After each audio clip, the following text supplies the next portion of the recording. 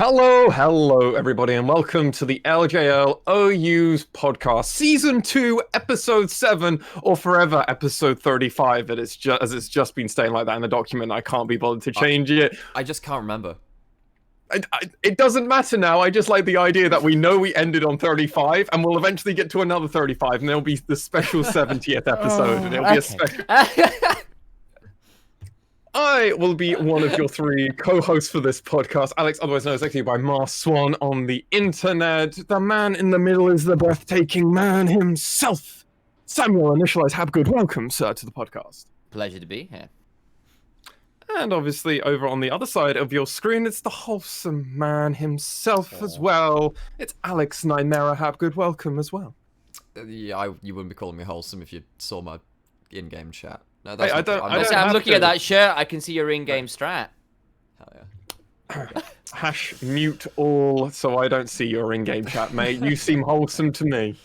To audio listeners, he's got a great band T-shirt on called Feeder, which it works. My wonderful double entendre. Yeah, it's my league shirt and also my rock T-shirt. I have many rock T-shirts, but one of many. One of many. Nymaera, what is this podcast that people have stumbled into? Well, if you've never been here before, obviously, welcome to you. Nice to have you here. This is a podcast where we talk about Japanese League of Legends, and that means that we talk about the Japanese League of Legends Professional League, which is the LJL, League of Legends Japan League.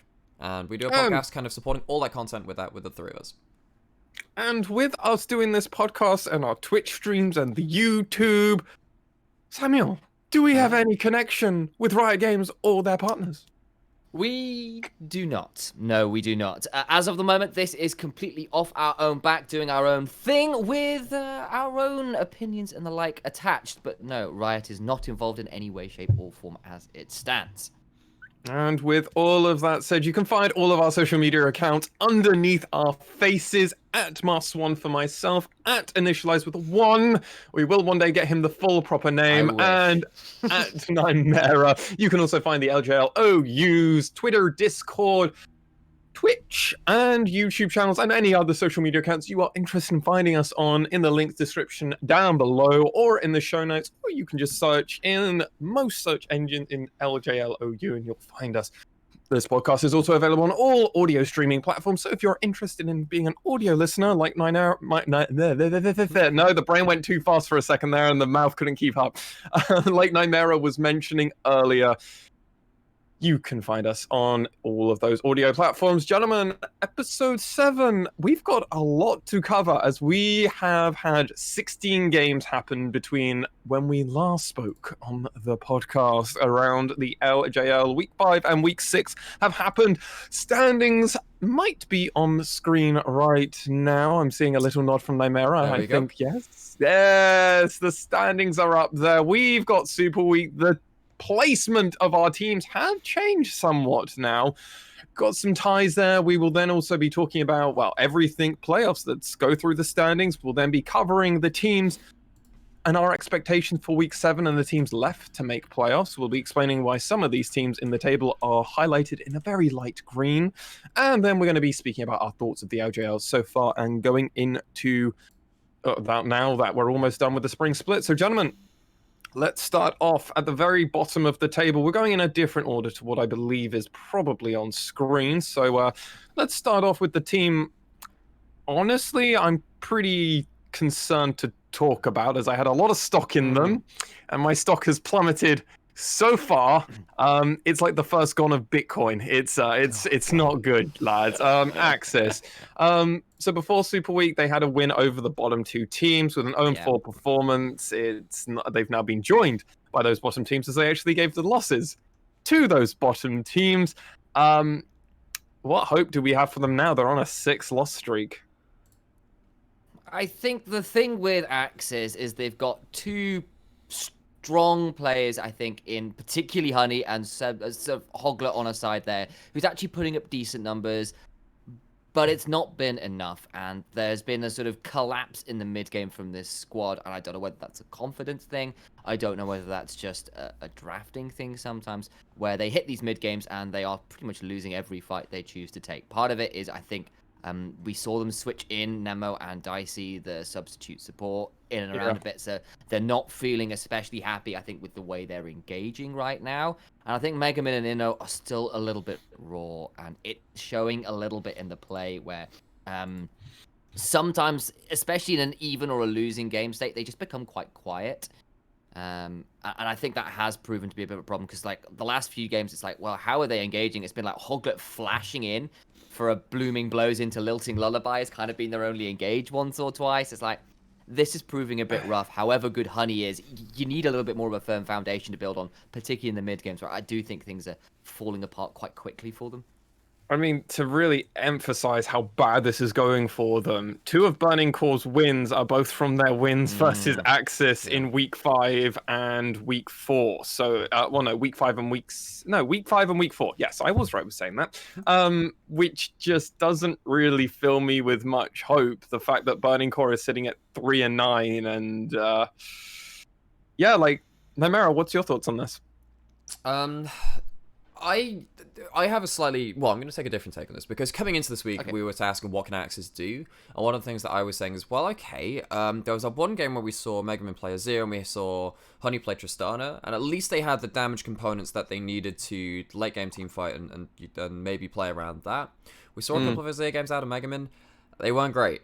So for me, I thought it would be nice for them to kind of, like, I guess, kind of go back to the roles on the team in these team comps that they were playing, that they'd found some success with, and instead that's not really happened at all. Yeah, or rather they've done that and it's just not been successful. So I look at this now and I'm like, I actually don't know what direction you head in. I think the only chance really is to roll that dice and just be like, all right, we're gonna go try something new. I don't know, get Megaman onto a counter pick or something like that. Go back to the Zed, right? Go try and Hail Mary. Play some crazy stuff. At this point, it is legit Hail Mary. So I'm sat there, I'm like, okay, well, we've seen Megaman try and play stuff like Seraphine, try and play supportive. We've seen him do some damage stuff. And there was that one game versus Rascal Jester, which they won, right? But it's a far cry away from that now. This team is running on fumes, and it needs to restock and come back with something special, because it wasn't like that for Super Week. I mean, if you guys wanted to do a bit of checking out your own times back at home, all ye listeners and viewers, like, go check out some of their gold graphs, because it'll be like dead even, slight lead to opponents until about 10, 15 minutes, and then they'll lose a catastrophic team fight and go down about 3,000-4,000 gold off the back of it. Like, it happened in week 7, it happened in week 6. The one versus V3 is particularly egregious, where it is about 100 gold difference at about the 19-minute mark. And then Muujin and Ace destroy them in the mid lane, like, over and over again. And on the re-engage, they lose even more. And it just seems to be that there is this moment in the mid game when they're setting up for an objective where they just sort of, like, get Ace, lose the objective, lose probably a tower or Baron at the same time, and the game is over from there. And it happens, like, consistently. And I think the thing about AXIZ is that the way that they've often won in the region is kind of different to how a lot of the other teams have won. Like, I think back to, well, Hoglet when he was doing well last year and how they were winning this year. And often they would actually get some really good ganks off and destabilize the map in a way that a lot of LJL teams just don't bother with. Actually, I mean, when we talk later about the LJL and kind of like, now MSI's been announced, what do we think of the region, all this other stuff? And I'm like, right, we're not really crushing the early game. AXIZ sometimes do. Actually, they sometimes do run into lanes and just be like, yeah, you don't get to play the game. And they've not had that happen for a little while, though. And I would argue that with, obviously, Coach Yang leaving and going to DFM, I think that's been a huge thing. I also think the fact that 4 members came in that are brand new to the squad has really kind of put a glaring light on some of the things. Obviously, we've learned that in interviews, Hoglet is obviously a very important vocal member in the team. But obviously that kind of shine has well and truly ran out by this point, and I just kind of wonder what can AXIZ even hope for, even in a Hail Mary situation. They haven't got a great get a few games to go into week 7. AXIZ are playing against Crest Gaming, Act, and Rascal Jester, so they have already beat the Jesters once before, but this is a very different Jesters to when to who they first faced. And Crest Gaming Act have been quietly confident against a lot of these lower teams. They might be the best of the worst, but I mean, being the best of the worst means at least you'll get playoffs at this point, and I think AXIZ might be the worst team now in the LJL. They've returned to form, and it's sad to say that. I think other teams have improved faster than they have, and they're just a little bit slower on the lane. Faster, but it's not like the other teams are improving particularly fast. No, I know. If we're looking at CG, well, the other three down. We're talking down like bottom snail's paces here for I Burning know, Core. I Yeah, it's a tad glacial. It's a tad glacial. Hey ho, but gentlemen, that's with us all going like that and barely wanting to agree, but we're all kind of in that same sad spot. Let's go on to the next two teams who I've actually tied together because I don't believe there's much really worth talking about separately from these two teams, as they're tied at the hip.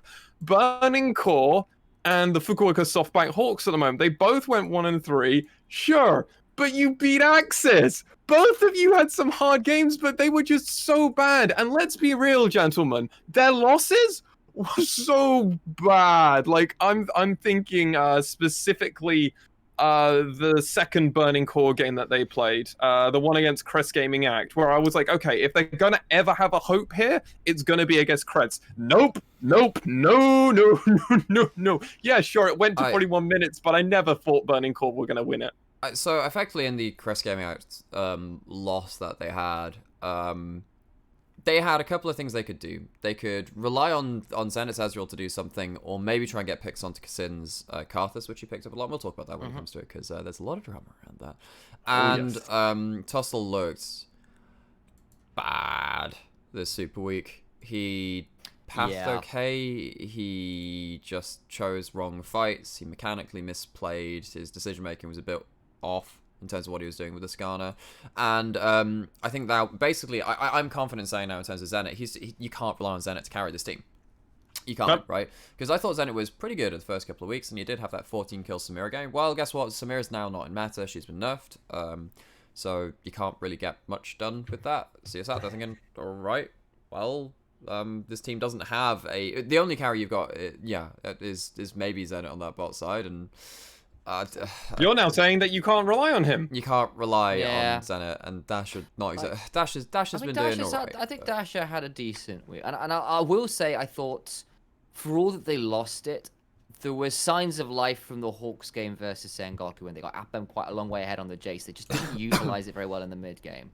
Like, they obviously got him, like, they got him the 5 plates, they got him a significant lead. Like, there was at least a game plan that they were trying to execute, and they did so relatively okay until they failed in the mid-late game with, like, what they wanted to do with the lead they got. What I was going to say is, like, they had a game plan for, like, 10-15 minutes, and then that petered out for, like, a 10-15 minutes. And the thing when you're playing something like a Jace composition is that you can't really let the foot off the gas.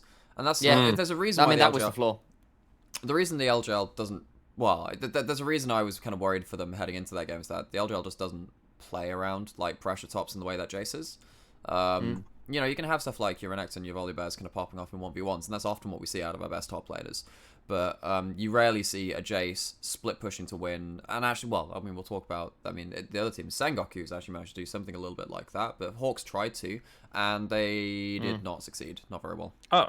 I mean, I was just under the impression that Sengoku versus Burning Core and the Hawks, they were just trying to play the game very differently. Like, they played basically identical against those two teams specifically, and it was like, why are we doing this, guys? Are you just trying to see if you can keep almost even for the longest time and then just slap them? And then against Burning Core, they just rolled over at the 7-minute mark. So it was like, oh, well, okay, I guess we'll have to do something different. And I don't know. We'll talk about, obviously, Sengoku a bit later, but Hawks and Burning Core, I mean, this is going to be an important topic for later. Obviously, these two teams are playing, so we'll talk about that later. But that's going to be an important match, I think, to say the least. Yeah, it might well be important. I kind of agree. But a team that probably doesn't need to worry too much about playoffs, even though they're not a lock yet, unlike everybody else we're going to be talking about, Crest Gaming Act. So, Crest, guys, you beat the Hawks. You beat Burning Core. You're the best of the worst. Nice. But those losses, I'm thinking specifically CGA versus V3 was a real rough match for them. Great for V3. Like, great for V3's confidence. Oh, Bucks, if you're a Crest Gaming Act fan right now, because it's like, you're really the best of the worst, but you're nowhere near quite the next level up, right? They're such a like inconsistent. Well, they're consistent. Both of you have your hand in your. They're such a consistent team in regards to, like, you know that there's gonna be like heroics and tragedy is kind of the term I've been using. Where like they go for the big play most of the time, and actually most of the time it doesn't work out. But a couple of times when it does, it wins the big game. They're like, it's like the problem is that sometimes the tragedies are in draft. It's like I will draft the no flash Carthus into Versus a Leona. and It's a like, Nah, and a shot. yes. Yeah. I mean, I think that the Carthus pick was really good. So they picked it up, what, 2 times this in Super Week? Back to back, yeah. Yeah, back to back. And Kassin looked really good. I think Kassin is actually still very good. I think that Kassin is a good individual player. I also think that Nation is not a bad individual player. And I think Nap, while he doesn't crush early game, has more than impact, decent impact in team fights. And that means that CGA have managed to at least use those parts to kind of scrape out wins versus these lower teams. And actually, as you're saying, versus V3, they were in with a chance. They had an early soul point versus them, and then they got absolutely mullered. Now, I think that's on a couple of things. I think the big thing now is that, I know that we were giving a lot of... in the same way we were kind of doing this to Yuhi on Burning Court, we gave like a lot of allowances to Milan and said, all right, okay. Yeah, we did. You've had some good moments. Well, let's see what you can do when you're actually given the resources, given the opportunities. Milan is... he had some real bad moments. So in the Kaiser game versus the Hawks, eventually came online. It took them a while. They ulted into a Mega Gnar more than once. That didn't go so well, but then they did clean up a couple of team fights. The V3 one though, this was a Xayah with Gale, Force, Ult, and Flash. So that's like 3 escape opportunities away from the big skill shots. Gets hit by a Solar Flare, and this is around the big dragon fight. For CJ V3, and it pretty much snowballs the game against them. He even got a second chance at another fight later on around the Baron, and he similarly flubbed. He flubbed like the 2 important chances in that game, and I'm just sat there like, well, at least you got yourself into a position where you could win the game, but that's not great, dude. But even then, we also have to then look at it from the V3 perspective and go, well, Reiner and Kokog knew how to stop them from doing anything, so credit there, right? Yeah. I mean, so here's some stats that probably back that up a little bit. In that, like, Milan has the highest average death of any AD carry in the league. That's not good. He has got the lowest kill participation of any. That's really not good. But he does, in fairness, still have decent DPM numbers. He is just behind Sol, Honey, and Utapon. So what we're saying is, when he gets someone, when he starts attacking them, he's really good at dealing the damage, but he'll commonly stop aggroing, wait 3 minutes, and then someone else will get the kill on that person who's at like half health. I mean, I think what it's... Yeah, and I think it also potentially speaks to me of someone who's got some slight issues with positioning and getting caught out, and also not being in the right place at the right time. So I'm in the wrong lane, so I'm not there for the team fight, or I'm in a team fight and I'm getting caught out when I shouldn't be. So like that macro sense is still lacking from this guy, and it shows a little, I think. Al's right. Yeah, I think that's a really fair point.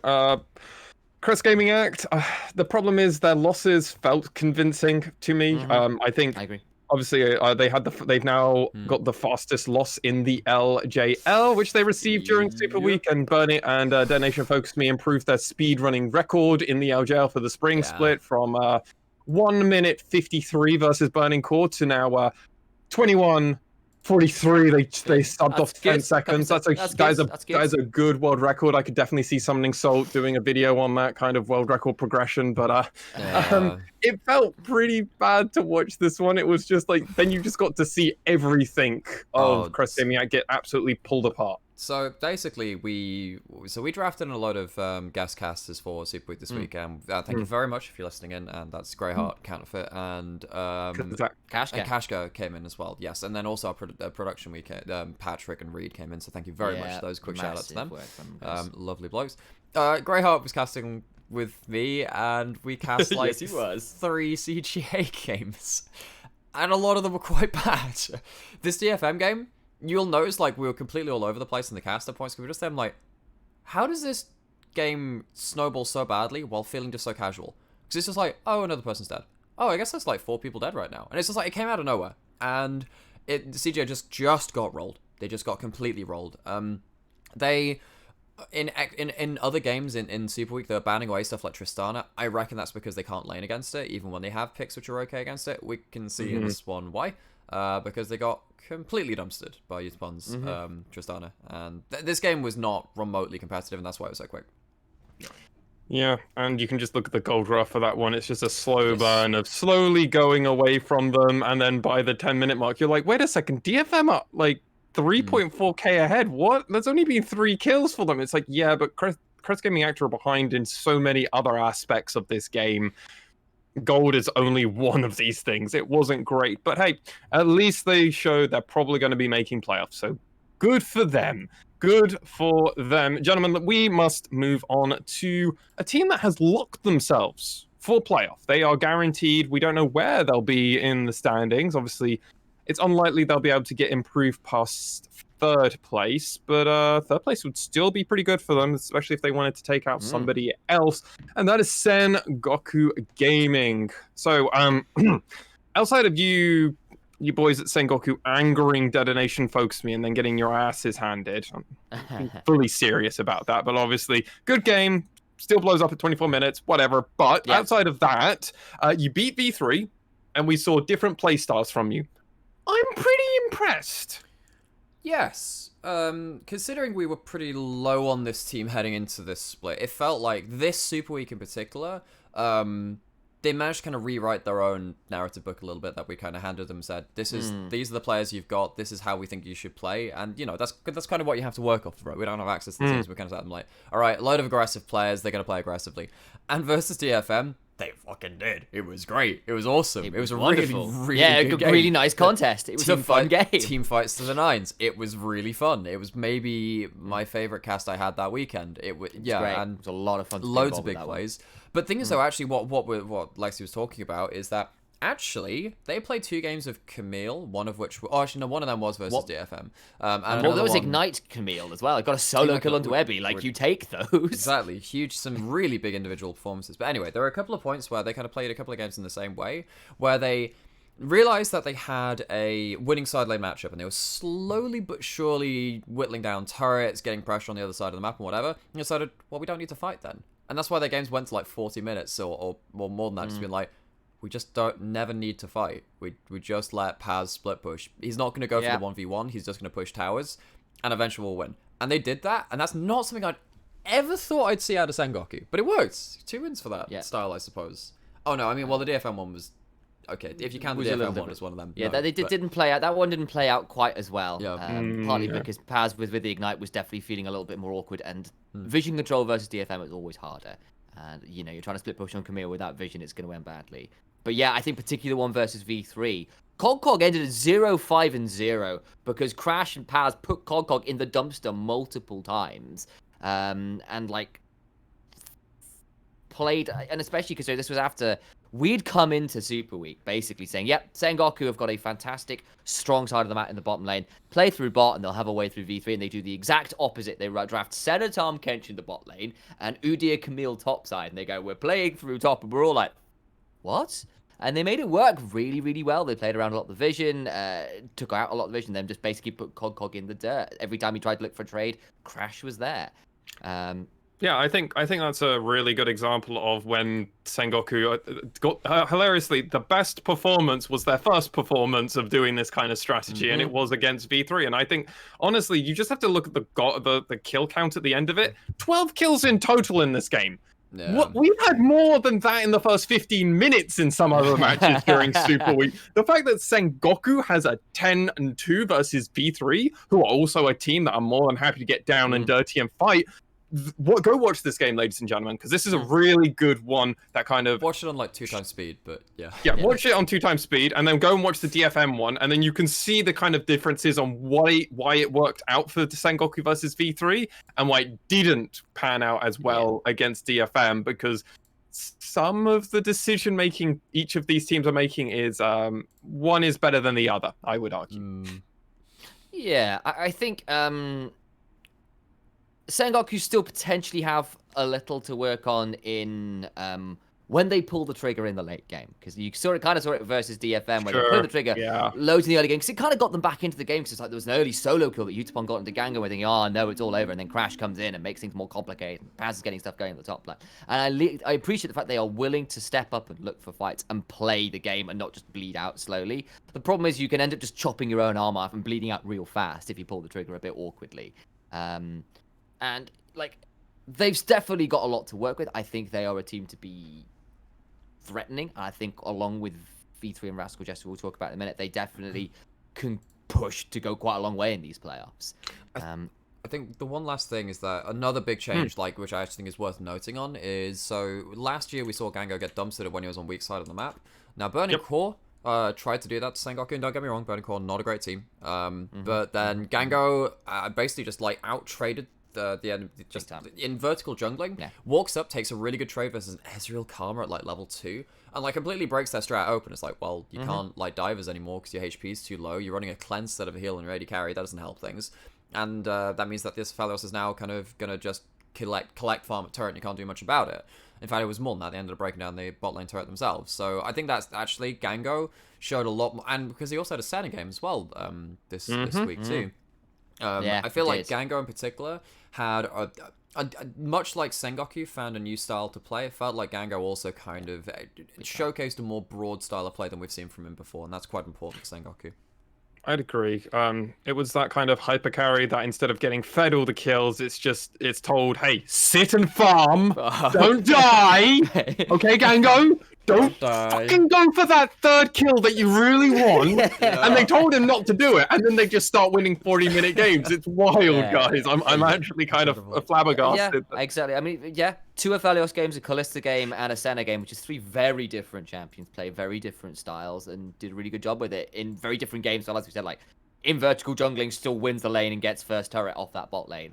Yeah. What? Like, I mean, that whole game versus Burning Core, they lost all 3 out of towers and most of the plates for various reasons for Burning Core. We were slightly in awe of how badly that early game went, but at the same time, credit to people like Gango for really turning the screws.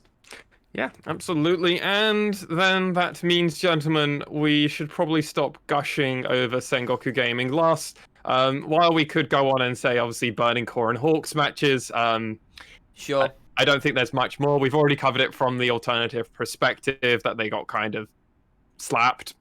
And while we could go in more depth, I don't think we'll really do much justice to do that. And we'll just be repeating ourselves a little bit. So let's move over to another team that we probably do actually have a half decent amount to talk about, and that is going to be V3 Esports. So not a good super week for V3. They lost against both Rascal Jester and Sengoku, and while I think they're still playing, well, like, fine, it looks like they're the best of the top 4 versus the bottom 4. Because now there are 2 4s.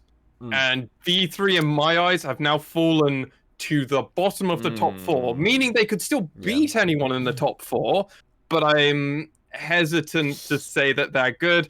DFM next week, it's going to be a very important test, as that'll be the last of the gauntlet running back around. If they can have a good showing versus DFM, even if they lose, I still think they can be competitive, and I feel, touching wood here, I feel like we might get V3 proper back once we get to a best of 5 series. I think the point of alarm here is in that, at least for V3 and confidence points, they started the spring split so strong, and now they've basically lost in a space of 2 days to their 2 nearest competitors. Both Rascal Jesters, they've now got a 0-2 record against Rascal Jesters, I believe. Yes, they do. And they lost to Sengoku as well. Oh, that's huge. They've got DFM next week. Like, if you look at their head-to-heads versus all the people around them who are their nearest competitors, they are significantly worse than everybody else in the league. And I think and that is a bit alarming coming into playoffs, because that's the kind of thing which does get to your head. Reckless was basically doing an interview after G2 beat Fnatic. He said, after we beat Fnatic, I felt confident to say to the rest of the guys, we can win the spring split. Because until you've shown you can beat every team, I don't feel confident doing that. And the problem is V3 have now just lost to all the teams that are in contention with them. And that's a little alarming, beyond how the games went. Any thoughts, Nymaera? Along those lines? I do think that it's definitely something about the head-to-head matchups do matter, and I was just scanning over the webpage and being like, okay, well, what does this mean in terms of tiebreakers? What does it mean in terms of end of split? It basically means Rascal Jester are they're basically second place because V3 would have to go 2-0 and Rascal Jester would have to lose both of their games for V3 to leapfrog them at this point because they have the 2-0 head-to-head against them. There would be no tiebreaker in that scenario. And Rascal Jester also have themselves, have they got an AXIZ game in the last week? They got AXIZ and Sengoku, so they got a good week. Yeah, and on the other side, Sengoku got one at worst weeks. Yeah, Sengoku, I think they lost to Rascal Jester in the first matchup of that. I'm trying to remember. Yes. Something like that. So I think that actually Rascal Jester Sengoku could be pretty large. Really big. But this top four, there is one game between each of these damn teams. Like, we've got 10, 9, 8, 7. I know we said that for the entire table heading into Super Week, it was like a straight line of like one win between each team. And we have had that separation between top and bottom. Now we have. But I look at this and I was thinking like, yeah, okay, right. We do have a huge thing in terms of these head-to-heads, the mentalities heading into it. There's one game day left. There's 2 games left for each of these teams. This Super Week might have crushed V3's confidence in a lot of ways. I don't know what this roster is like under adversity. We saw that from V3 in spring last year, right? When they had that different roster, when they had Arsha and Boogie. It was a big learning opportunity for them. They had to go to a 5-game series against CGA. They won that, and then they went against DFM. They got a bit slapped. It took that for them to really come into fruition in that summer split. They will really want to get that top 2 berth, but I am actually not really sure they're going to get it now, and I think that really means that V3 are unlikely to be title contenders at that point, because going through the lower bracket is so difficult. It's so difficult. I think that's a really good comparison between V3 of spring 2020 and V3 now, because obviously they're a lock. Pretty much, I agree with you as well. Rascal Jester are locked for second, meaning V3 are going to be absolutely fighting to be staying third, ideally, obviously. So they'll be in the exact same spot as Spring 2020 because they were third place in that one. They get to pick who they want to go against, and then they'll have the difficult match versus Sengoku. Which means they have to run Sengoku, Rascal Jester, DFM to win 3 best of 5s. That is genuinely very difficult. This is not a one-team region anymore. That's a really difficult run. But it's something that needs to be put out there. Like V3, if they're gonna run it back and they want to represent MSI, they need to do something like that, and it's gonna be fucking hard. Yeah, like, yeah, it is. Yeah, absolutely is. And the thing is, like, this wasn't entirely what I would call a bad week from V3. Like, no, the 2 games, not a good week. The 2 games they won were really good wins. The problem is, I actually think at least the game versus the Jesters, they got horribly outdrafted. They put themselves in a bit of a hole there. And then I think there's possibly a question to say, actually, even then they came up to a decent early lead, and then they started like inting a little bit with some other plays, basically. Partly because it was so difficult to disengage when Sion's running at you from 3 screens away and you use everything in your kit to try and disengage. You can't kill Senna through a Sion. We've seen that multiple times now. Yeah. And Sion can certainly do the same to your kindreds, Azir, Aphelios. Yes, Emperor Divide. What's that? So, I mean, I'll give that one a... So that one's a little bit of a draft if. I think potentially the other loss versus Sengoku. Sengoku. I think, was it Sengoku? Yeah, Sengoku and Rascal Jester. Right. The Sengoku one was just masterfully played, right, by Sengoku. Yeah, it really was. And I think part of that one was, again, V3 do look a lot worse when they are kind of not aware of what plays are happening sometimes. Like, Cog got caught out multiple times by people coming top and just didn't seem to adjust particularly well. And even against the Sion from Rascal Jester, and like, they were kind of consistently caught out by very similar plays down the river with Sion running at them. And obviously, that one's a lot harder because, like, what do you do? But at the same time, it's like, okay, still some things to work on here for V3, and it's interesting to see some of these other teams have begun to exploit them a little bit. I think particularly in that loss versus Sengoku is right for you to touch on the top lane thing, because Cogwog went 0-5. 0-5 versus Camille matchup. And don't get me wrong, Gragas is fine versus Camille in a 1v1. You can farm from range, you can trade back pretty well, you can cancel the hook shot with a body slam. But they lost the information battle. They didn't know where Crash was most of the time. I think it was a level 1 actually, where like we saw like a attempted 5-man stack and we saw some vision traded. And that meant that, credit to Crash on the side of Sengoku. I guess we talked about it from their perspective a little bit. But no, I mean, I think that the top side of Sengoku really stepped up. I think Paz and Crash just completely punished Cog. And on the other side, this is the first time we've seen V3 playing with a lack of information. And it really hurt them. Yeah, not sticking to their standard place, not really doing what they expect to do. Do you have any last things you want to say, or do you mind if we just move over to the Jesters? I think I'd just be going deeper into the point Alex made about... Sure. So, but basically what I'd say is, like, V3 had a really interesting level 1 with the Gragas and the Lilia that didn't play out, and then they were forever scrambling and didn't seem to be able to come up with a new plan on the fly, at least when it came to vision control. So, interesting. I'll be interested to see whether that's just a one-off or whether it'll happen again. I would agree. Our only team to go 4-0, gentlemen. Sadly, not 0-4 like AXIZ. 4-0 was Rascal Jester due to them beating Detonation Focus Me. What can I say? My hat is off to all of the players and backroom staff. Let's just gush. Guys, the 7-win streak. Like, they need to face Sengoku and AXIZ to ran the gauntlet and add them to their Morello Nomicon. Like, this team is just... I'm loving watching them right now.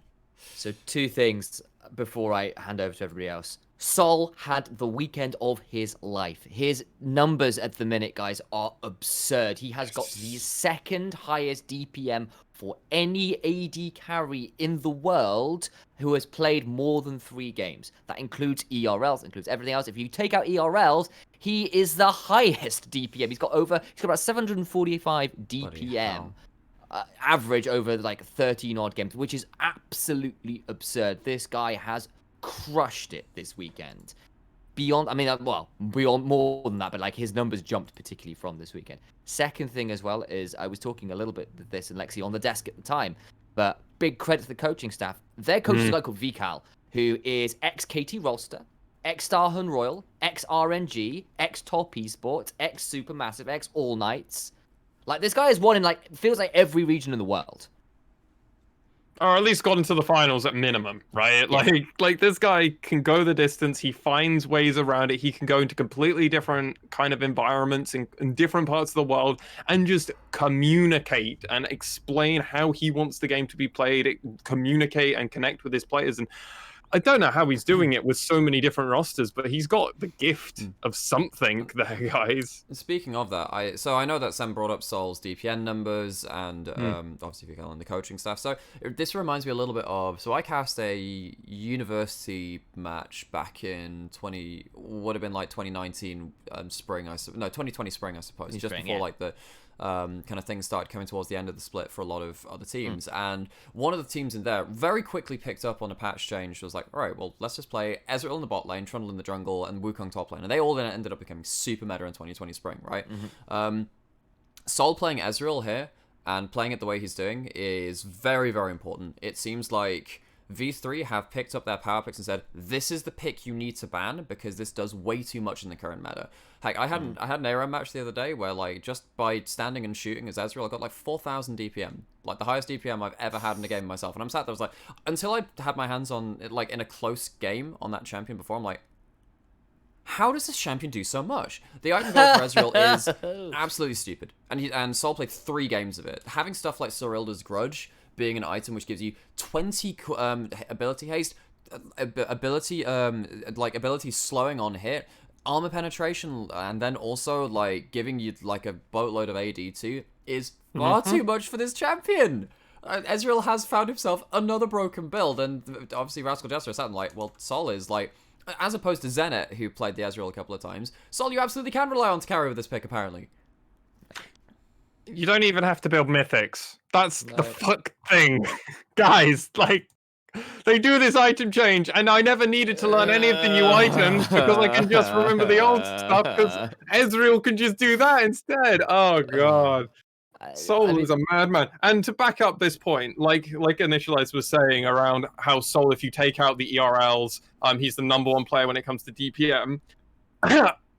AXIZ's boy is #2. I know, Honey's been putting up great numbers as well, but the rest of his team is collapsing around him. Elo hell. For the record, Ezreal gets up to like 60 to 65% cooldown reduction with a full build. It's absurd. He's the only champion that really benefited from this, from the cooldown, or rather ability haste change. Everybody else, it's been the exact same. Almost like it's been hilarious because a lot of people were having problems with the items, and it's like, of course, Ezreal's the one that figures out the broken build. Yeah. The fact that you can get so Duskblade gives you 20 ability haste, which is sort of really nice. So again, like most ability haste items gives you 20 unless it's something like Cosmic Drive, where you get an FAP gives you 40. If you get Duskblade and every other item after that gives you an extra 5 ability haste. So with Duskblade, Essence Reaver, Boots, and Cyrilda's Grudge, you've got 80. You've got 95 ability haste off of that. So dumb. You get another item with 20%. So another 20 ability haste item is Ravenous Hydra, which also applies a load of on-hit effects for him. That's another 20 and 25 on that. So that's 115 from 5 items, and that's including your boots. So you can get up to like 140 ability haste with a full ability haste build. Jeez. He just absolutely shits out damage. That's dumb. Then this is why Soul is getting huge damage. Massive. Sam, do you want to move over so we can talk about like Kinatu or Hachimetra at the moment? Let's talk about the other Rascal Jester player. We're backing on Soul too much here. I mean, Soul had a fantastic weekend, but it feels like the rest of the Jesters have really come alive. Kinatu is still putting up fantastic He beat Eddie! I know. My boy! Exactly. He did a really good job, and more than just this as well. It's like the thing that is catching so many teams off guard is because they are drafting in a way that nobody else is. They've got picks that nobody else does, and this was kind of the old school DFM thing. It's like, oh damn, we've got to think about Ziggs and Heimerdinger. Like what? And like, how do you deal with that? Whereas these guys, like, yeah, we're pulling up Silas in the mid lane this time out, and Skarner. No one else is playing Skarner right now. We'll play Skarner. Kane. How are you guys feeling about Kane right now? And everyone else is like, what? What? And that kind of that Sion support, they're also pulling that kind of thing. There's a little bit more creativity in a way that is tearing apart other people's drafts. It's not just random picks because you fancy the random pick. They're actually doing it quite intelligently.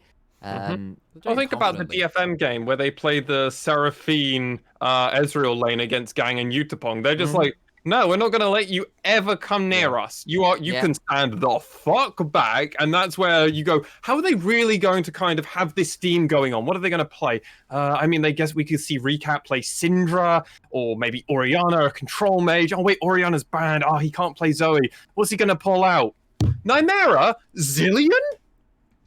I didn't expect to see this in meta. The Everfrost changes have made this champion pretty strong in a certain sense. He didn't even need to go for that, though. He went for the Leandries instead. I was like, oh, okay, well, maybe it's going to be an Everfrost thing coming out. No, just bringing out a lot of relevant damage. And again, if you are going to have supports for one champion in the game, right now, Ezreal's a pretty good shout for that champion, right? It just gives you a lot of stuff. I think it's also the Chrono Shift as well versus a Nocturne. It just makes Nocturne's life so hard.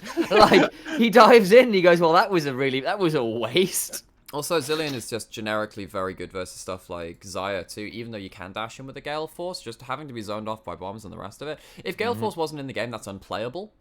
Because it's playable, but still kind of awkward. Hard. And yeah, I think Sam's got the right point in terms of like they're drafting just in a way which is just you have to take account of it now. And the other thing is that I know that Kinatu beating Ebby in that game, right? And I mean, in fairness, you know, Ebby still had a prominent role in that game, still went ahead in CS on the matchup and all this other stuff. But you have to have a certain amount of confidence to go up against Ebby and say, yeah, I'm just going to play this counter matchup. I'm going to play the Camille into the Gnar. I'm going to do well at that. And apparently in the interviews, I can't remember who it was for Rascal Jester. It might have been. I'm looking for it right now. Yeah, because I know that Sejapur. Oh, it's Hachimetra. It was Hachimetra that asked them, and then he was like, "Can you beat his Gnar?" And he was like, "Yeah." And he was like, "Okay." It's like, sure, why not? And it's like that confidence coming in is so important. I think it was Sejapur that once again that translated that for us in the Discord. So thank you very, very much for that. But yeah, I think that inherent confidence helps you take down a lot of teams. If this is a team which wants to go international, You need that confidence, because we saw what happened to V3. I've got the quote. Yeah, if you see what happened to V3 last year at World's Play-ins and stuff, one of the things is that they didn't end up playing with very much confidence. They ended up kind of getting dragged down by a lot of the atmosphere of the event and being rookies at the event and then losing a couple of games, and that snowballed. So having that kind of confidence, it bodes well if Rascal do want to push forward, win a split, and go to MSI. Yeah, the quote that AXIZ actually posted on Twitter before the DFM game. So the day before the DFM game, coach comes up to him and goes, "What do you pick when your opponent picked Gnar?" Kanadu's response, "I can play Camille." AXIZ, "Can you play against Ebby's Gnar?" And Kanatu, "No problem." Like, yeah, I got this. I love it so much. Fun fact as well about this victory. So this is a little note. If you thought the CLG versus TSM this, 1,176 days was long, this was the first time in the regular season, I may add, that DFM had lost to Rascal Jesters for 2,198 days. It had been that long since the Jesters got a single win versus DFM in the regular season. Is that like season 4? Season 3? That's earlier. Pretty much since the league started. That's pretty much since the league started. Like, it's been that long. I mean, don't get me wrong, DFM have been incredibly dominant. I don't think anybody has a winning record against them, really. But at the same time, holy, that is a long lost streak. That's nuts. That is it. I think it doesn't fully take into account the old playoff system where they would play best of threes or different systems. So it doesn't count the individual wins in a series. That's why it's not a completed victory. Sure. But still, they haven't been able to actually get a full proper win over DFM really ever, which is just so absurd. And actually, gentlemen, let's move on and talk about Detonation Focus Me, the final team to recap this part of the show. They're still at the top of the table, but for how much longer? Overall, the results were pretty reasonable. I don't have a problem with them. They went 3-0 with the roster that we've been seeing from all split long, so that's really promising and good. The issue is, and we need to talk about this, gentlemen, their one loss was when they brought in Siros and Gang, and it felt like a very different version of DFM when it came in. Less draft versatility, we knew that coming into these rosters, and no stage time, right? That's not a significant. That is not an insignificant thing. I don't want to detract from Rascal Jester's win, but like I look at that, I'm like, right. So part of this is like you just know the nature of the champion pools of these players, and they kind of drafted how you'd expect DFM of old to draft, I suppose. And then the other thing is that, well, yeah, of course you don't have that synergy you would have had from playing the whole split together.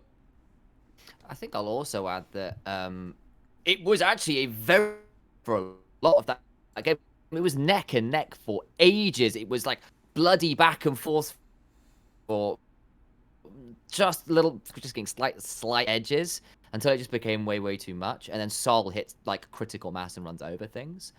So, I mean, it was just a really fun game to watch, that one. And, you know, Jesters rightfully, I think, came out on top just off being better, playing better in the mid and late games and probably having an easier draft to execute in some ways. I'll also add on, I think it's quite interesting they sub in Gang for this game. And this might be me just reading a little bit too deep and pulling a few too many tinfoil hats around and about. But I think it's interesting that obviously the weekend they have to play against Sol in secret, they draft in the guy who is going to be better in the 2v2 in lane to try and ensure that they have a bit more laning prowess. They're saying, okay, Seros is back in, but the point is at least this way we're not going to get run over in the 2v2 if Kazu's down there. And they do, in fairness, get first blood off that one. I thought they were going to do that versus Gango and NC, actually. I thought that, well, okay, if there's a bot lane that you got crushed by, it was that Kalista lane where you lost that first time, right? Actually, in that game, Kazu ended up doing pretty well. They forced Flash to level 1. They had a dive later. They got first blood down there. They got first blood. And actually, that 2v2 went really well for them. But they are still not Youthpon and Gang, who have been the best bot lane this region has ever seen and continues to be so, even, you know. But it's good to see Gang coming back on stage. I actually, I mean, I'm not really sure what they were planning with the roster change. I don't know whether they just wanted to have like good experience for them on stage for this split, but it didn't work out.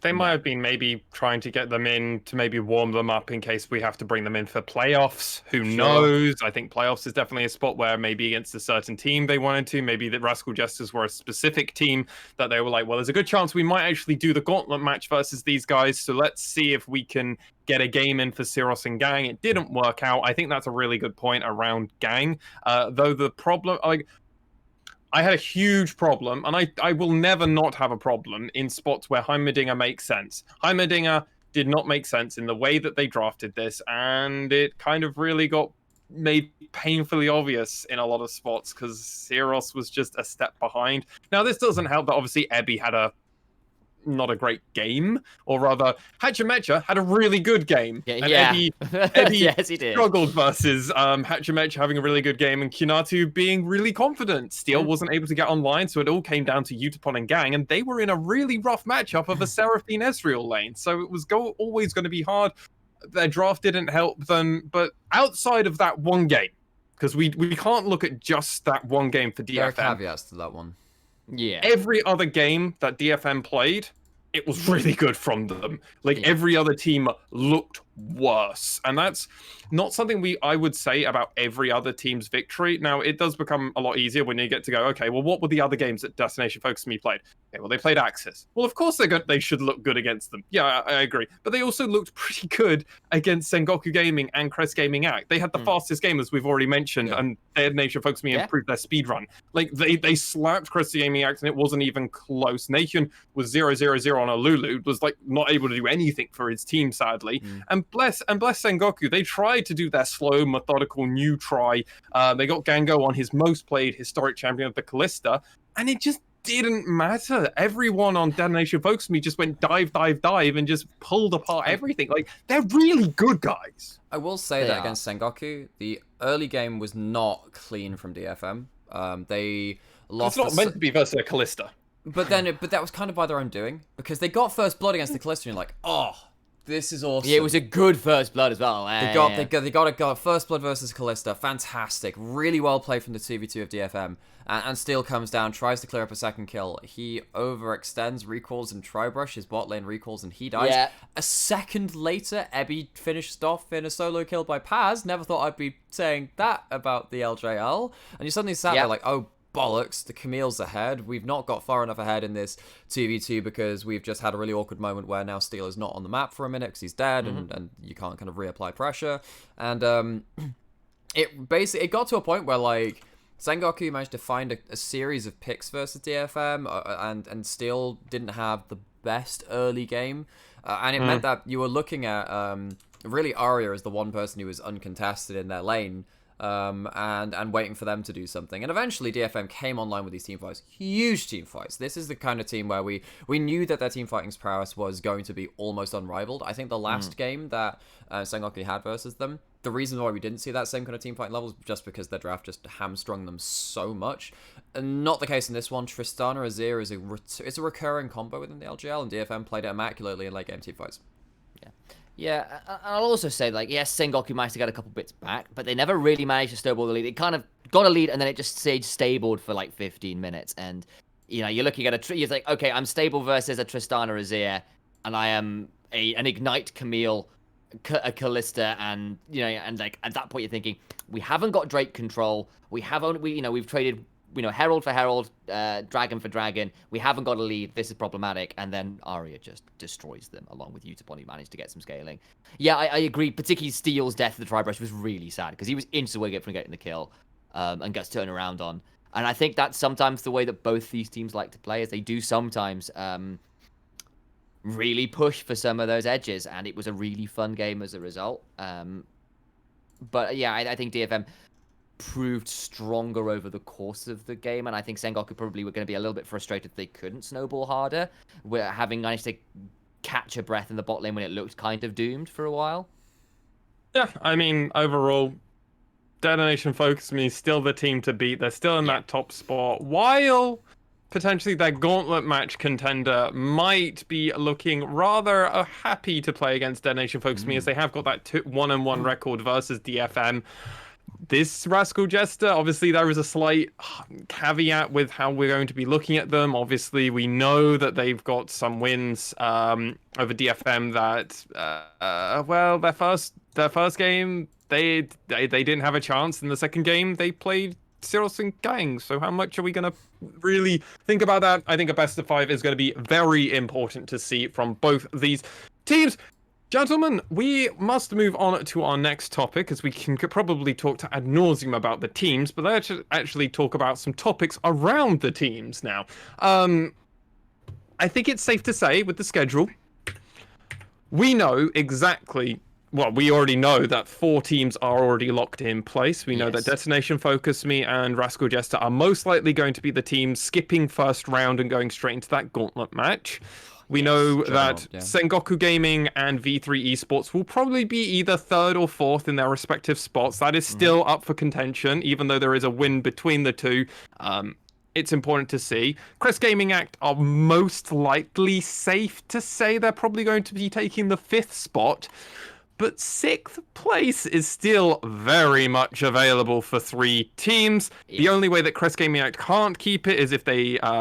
lose a tiebreaker and they go to the very bottom of it, but I don't think there's any other way it happens outside of AXIZ 2-0ing and one of either the Hawks or Burning Core going, which basically would force Crest Gaming Act out. So we can pretty much, within reason, say they're very likely to make it.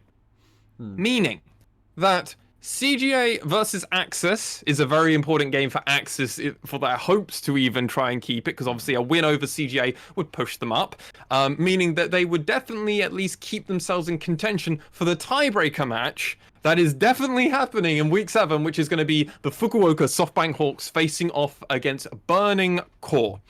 Now, the reason I think it's safe to say that this team will be the one that probably makes playoffs, because Crest Gaming Act probably won't win versus... Well, AXIZ probably won't win against Crest Gaming Act, meaning it all comes down to the Hawks against Burning Core, because Burning Core's other opponent is V3. Yeah. I've not got that happening. The other opponent for the Hawks, DFM. I ain't got that happening. And the other match for AXIZ, it's against Rascal Jester.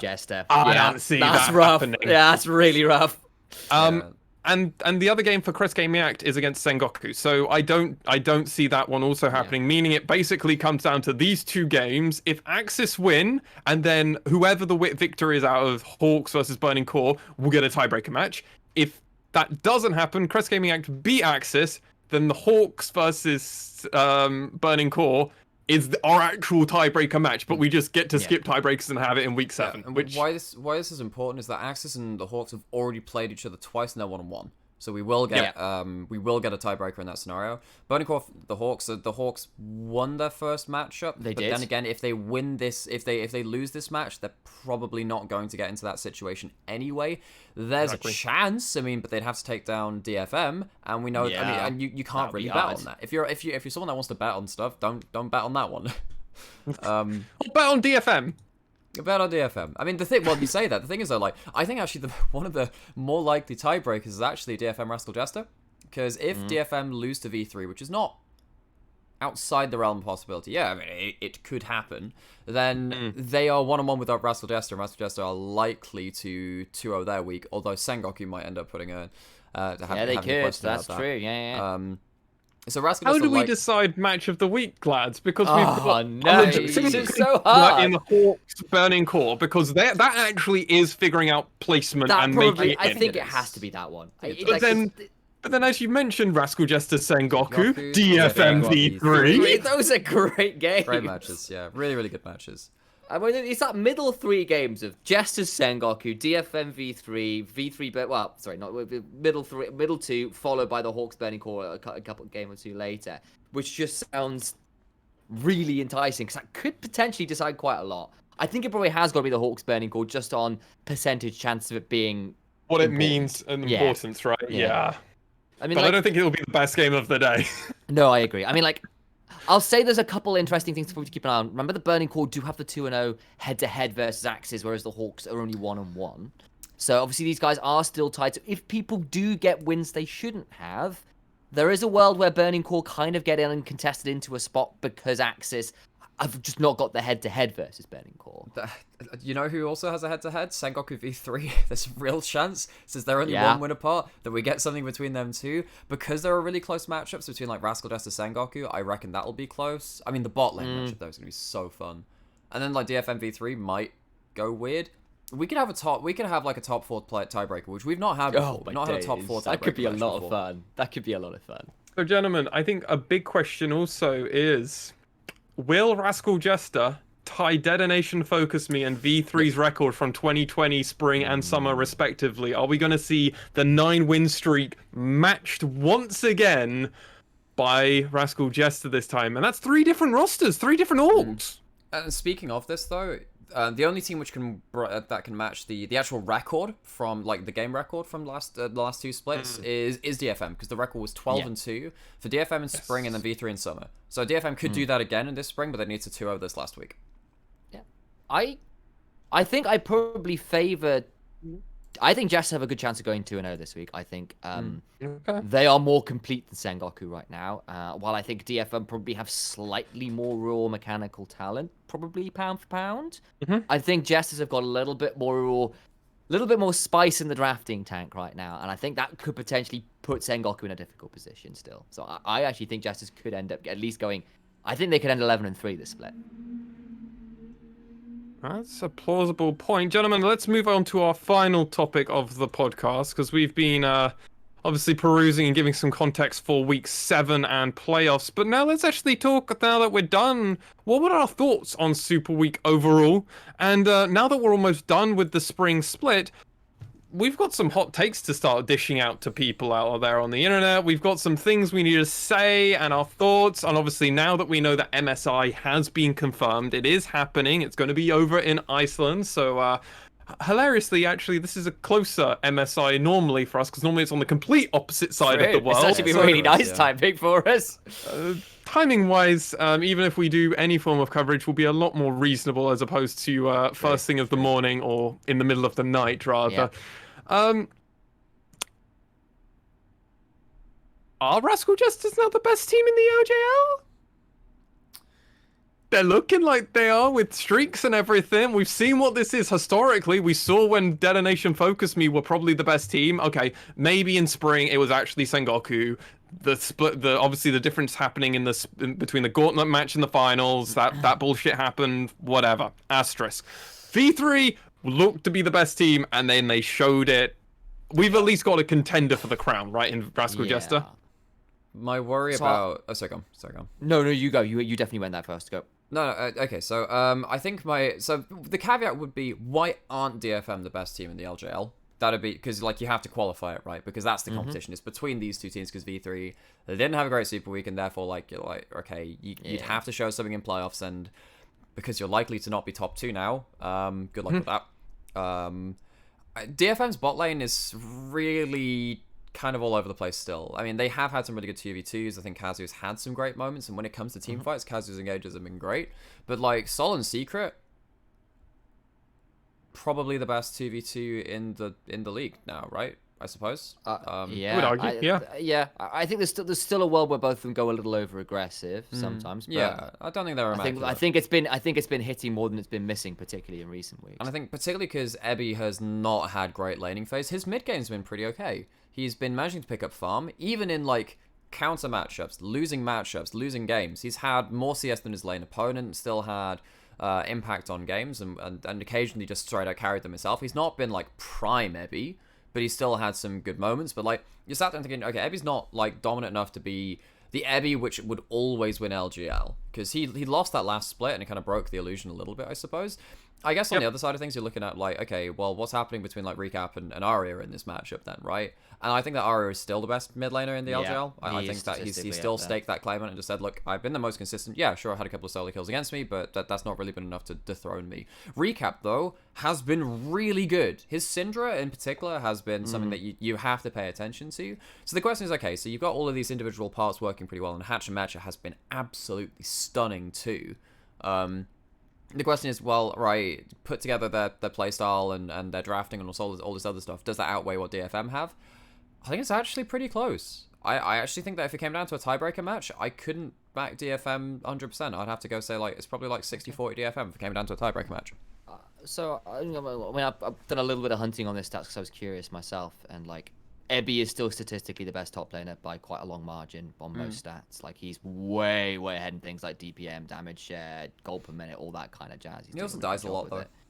Let's have a look at average deaths. He is, he's pretty high up there. No, but he's kind of like 0.2 ahead of a lot of the middle pack, which is about 2.8.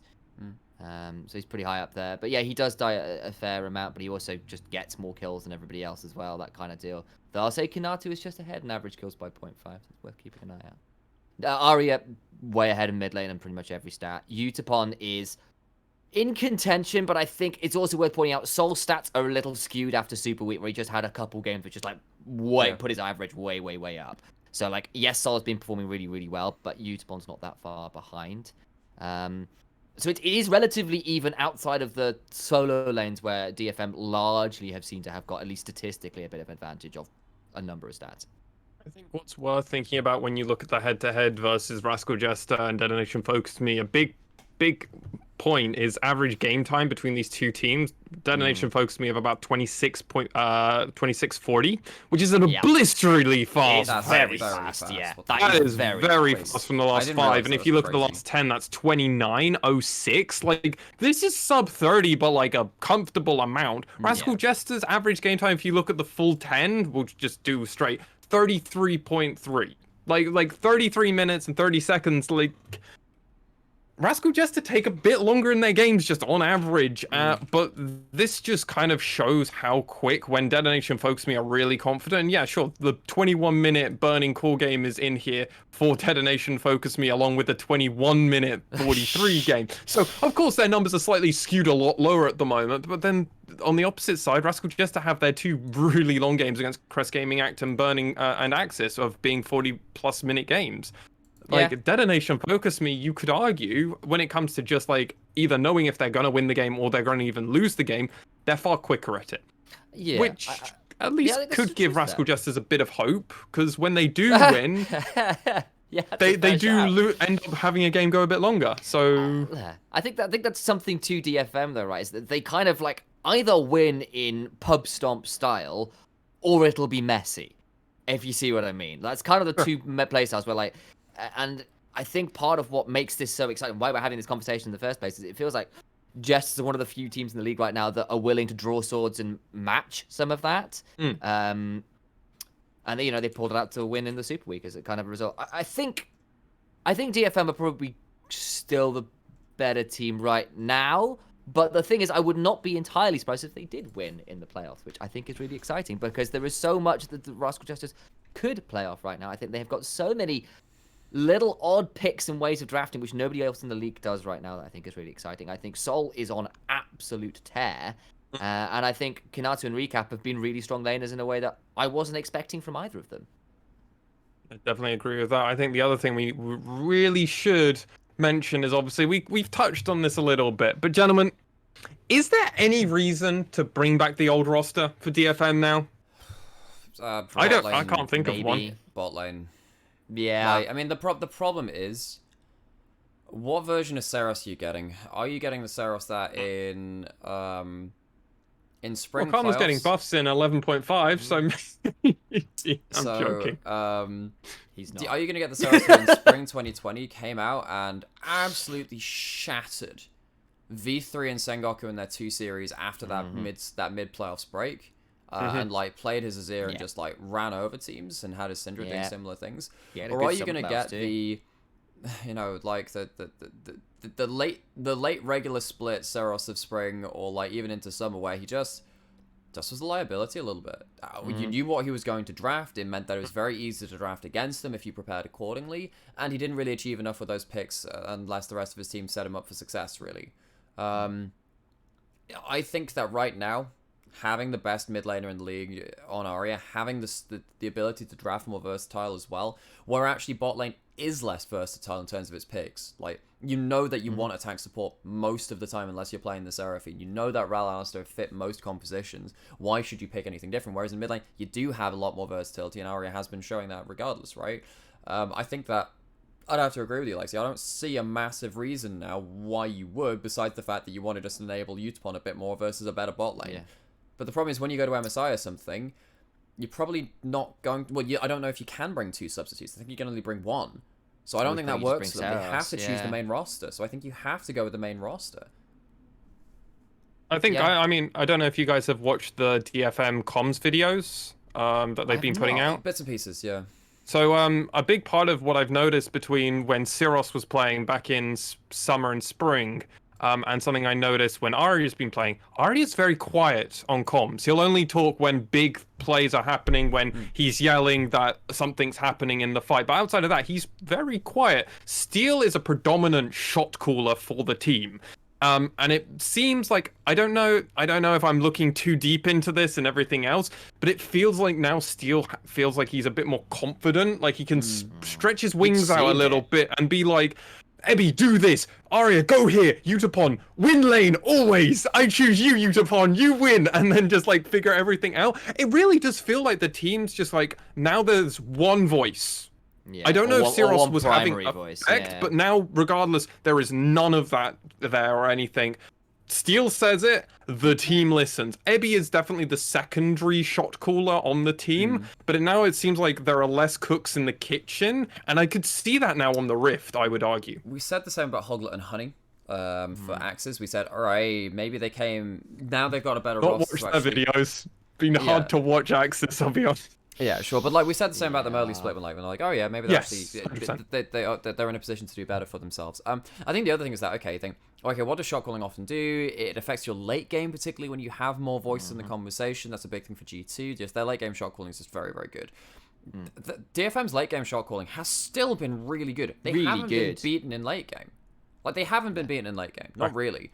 Not unless like they're like it's hilariously far behind. I mean, there was the Elder Dragon versus Rascal Despot again. That was the I'm talking about the new roster at DFM, right? Because, sure, you're losing Syros, and Syros occasionally did, like, the crazy Azir teleport flanks versus Sengoku in... Again, he did it. He was in the finals. It was the spring finals. Yeah, Syros reminds me a touch of people like High, where there's just a good there's a macro weirdness to him, and a macro a little bit of macro magic there, which I think Arya still kind of has. Frankly, this is the thing. So it's just like look at Sengoku DFM, the one that we just saw, right, where we saw Arya on the Azir. Go completely deathless, had a Magi's in inventory, and was making the late game plays. You don't lose out on that for having Arya. I think it's the early game where you need that, maybe you need like a bit of assurance from someone like in the mid lane, giving you extra information. But then again, Rascal Desta kind of, did it to him in the early game too, in their loss when they played the new roster, I suppose. So, yeah. So, like, I think if you're asking for reasons to do it, if you're in a best of 5 and you need to throw a curveball for whatever reason, you have that option because it does offer you curveballs. And I'll also say that Gang is also just really, really, really, really good. And if you're saying, actually, mid lane's not the problem here, but we just need some more playmaking and some roaming going on, Kazu's just being caught out too much. Switching Gang, get Syros and something like the Azir or the Heimerdinger if you've got the right draft for it, and you go, okay, we've got a control mage, he can do what he needs to do. Got Gang in here on something like, I don't know, Rakan or Alistair, and he just gets to like outplay you and make those plays. You can understand why maybe that's necessary, even if actually, frankly, the roster they've been running most of the split has just been pretty superlative, frankly.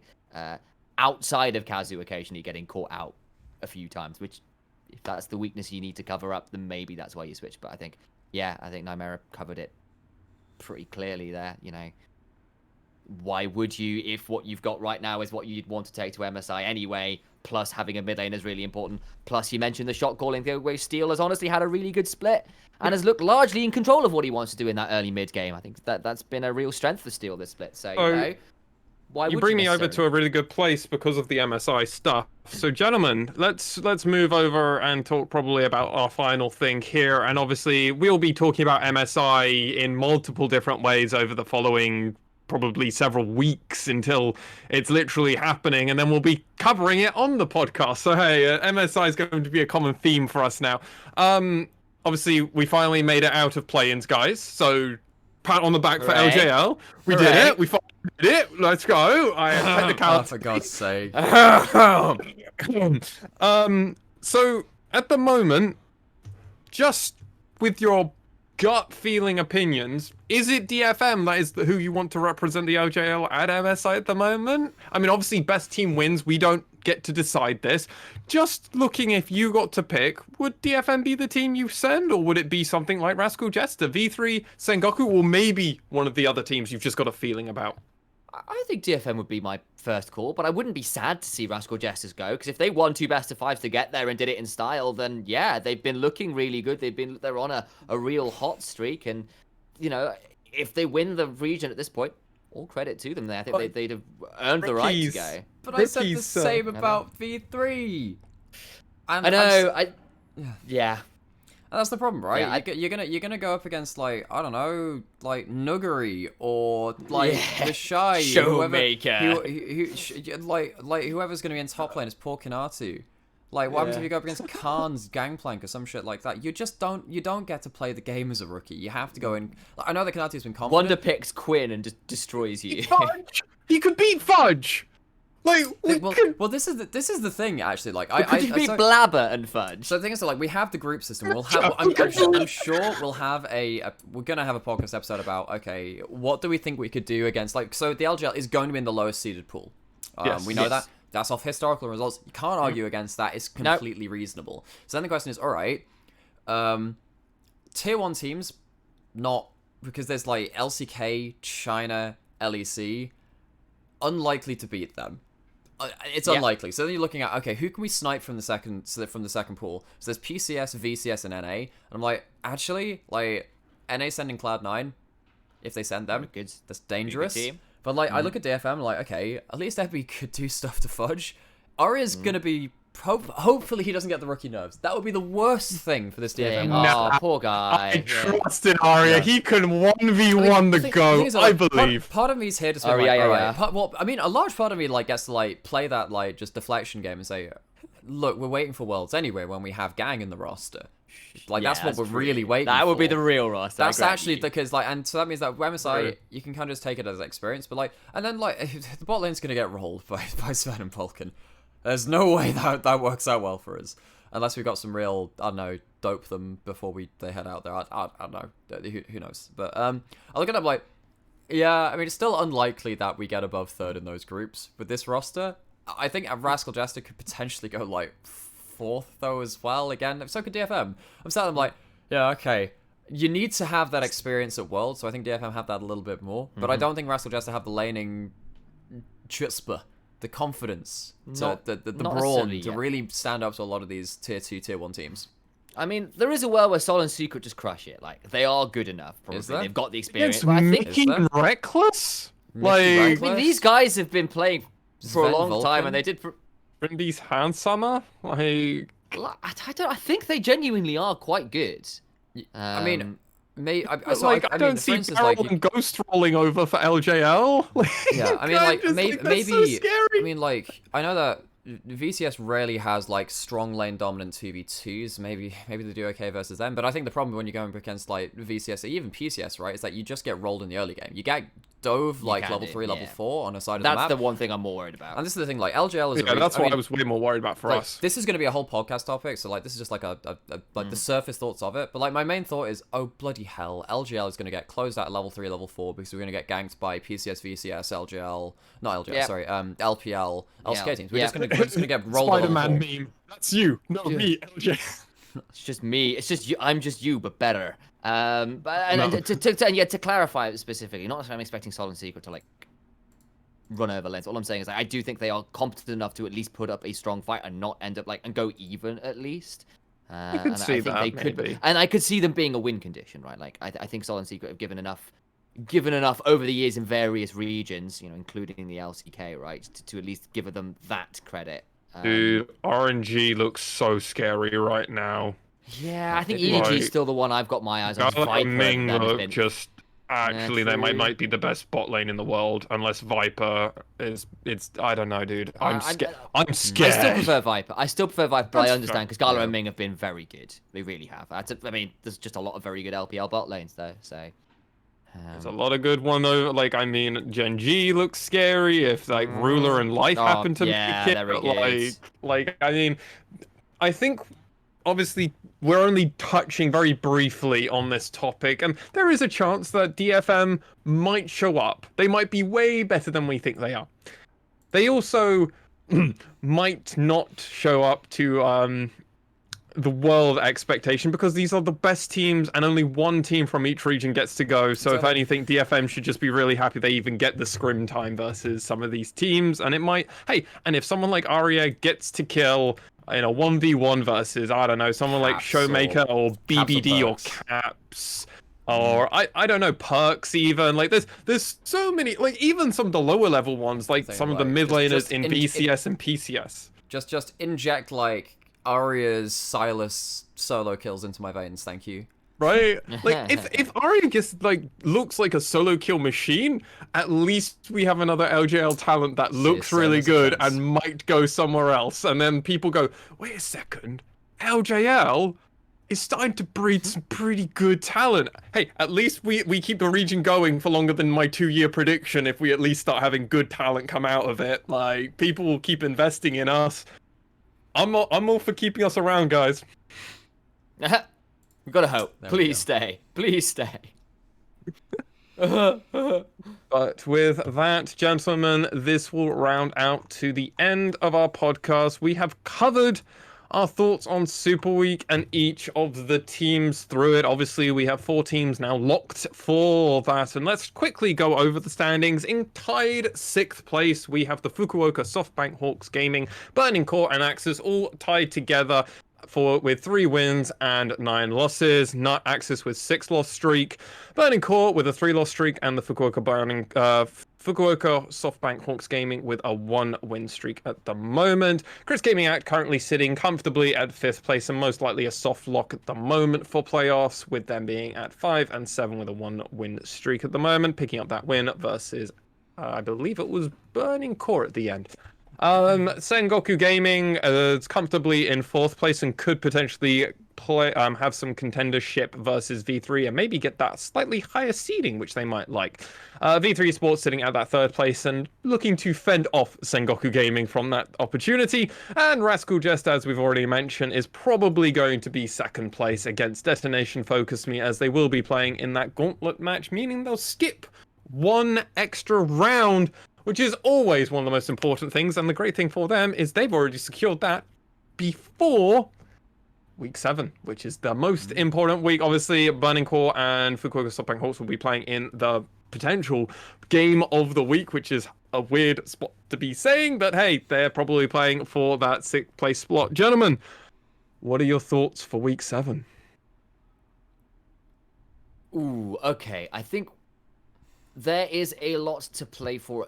Interestingly, both the top of the table and around that 6th spot. Like, but there is, I think, Jesters have got a lot to play for. V3 have a lot to lose. I think are probably the 2 I've got my eyes on most. We're Sengoku kind of hunting around and being a bit opportunistic. And then I think you're right, Burning Core and SoftBank Hawks, as weird as it says, and they're clearly a cut below, particularly that top 4. One of those 2, I think, is most likely to get in at that last spot in 6th. And as a result, I think that game is probably quite important too. Nymaera? I think on my side, I'm looking forward to see if there's a top 4 tiebreaker.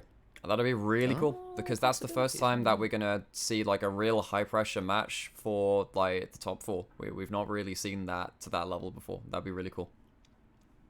Nymaera calling for his tiebreakers as usual. Myself and Initialize are excited for probably bashing our heads in versus Burning Core Hawks, as I imagine Nymaera will probably be graciously giving me that match to cast over. He'll be like, oh, no, I insist, Lexi. You cover it. You brought it up on the podcast. I had to do CJ Burning Core. You shut up. I did the Axis game, sir. That's true. Not pull the contact card over me. No. But I will graciously also cover the Burning Core Hawks game, as that might be match of the week. So I'll technically cover it, and you can cover the exciting games of Detonation Focus Me. So hey, I scratch your back, you scratch me. As with that, ladies and gentlemen, that is the end of the podcast. As always, you can find this podcast on all audio streaming platforms, as well as we always upload this to our YouTube if you're not aware of that. We also have all of our videos that came out around Super Week. We got them very out early. Normally 24 hours was our turnaround, wasn't it, Sam? So we were we did a really good job on this one. So you can find all of our Super Week games with all of our guest casters of Kashka. There we go. We got you. No, you keep wanting to go really British on it.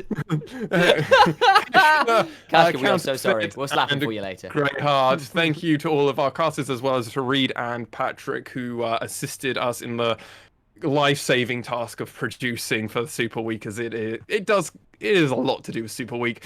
But with that all said, from myself, Initialize, I believe I called you breathtaking and wholesome for Nymaera. Thank you so much for listening and or watching, and we'll see you very soon for week 7. Sort it.